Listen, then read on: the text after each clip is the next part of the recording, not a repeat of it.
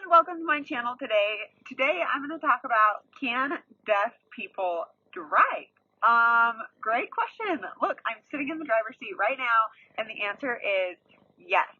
Okay, just to clarify, I am hard of hearing and people have concerns about hard of hearing and deaf people's ability to be alert and attentive on the road, which totally makes sense because yes, we have deficient hearing, or our hearing is not the same as hearing individuals, but that does not mean that we are less attentive in driving and what's going on around us. In fact, there are some theories that if you have one sense that does not work as well, then the other senses will be heightened to compensate for that.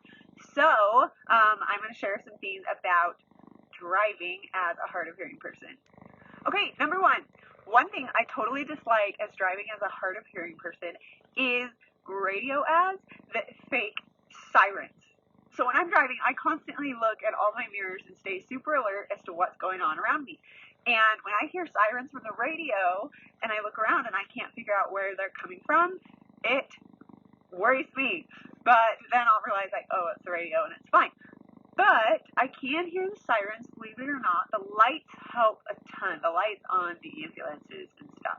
And just like any normal hearing person, when I hear or see the sirens, I just pull over to the side of the road and it's just fine.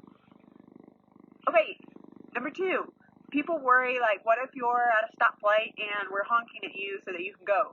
Well, great thing is we usually don't stop and wait at stoplights when they turn green, unless, you're distracted. But we, as hard of hearing and deaf people, are really good, like I said, of staying attentive and being visual.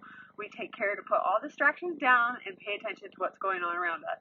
So typically, there's no reason to honk at us. But typically, it's not uncommon that I will use a horn to honk at other people. Because if you're texting while driving, that's just not smart. You shouldn't be doing that.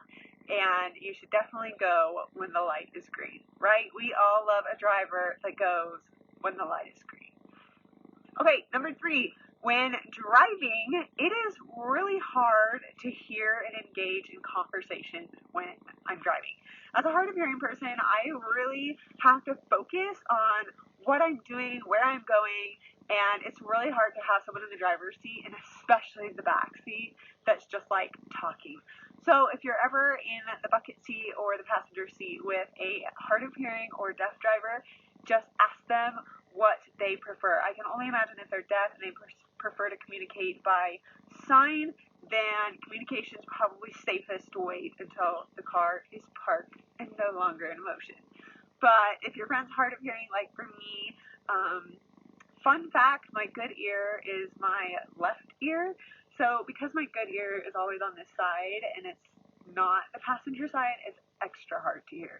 So typically I prefer not to drive. I usually just have my husband drive so that we can hear and have a good conversation, because if I'm driving, I'm just so focused on the road and what's going on that it's hard to carry on a conversation.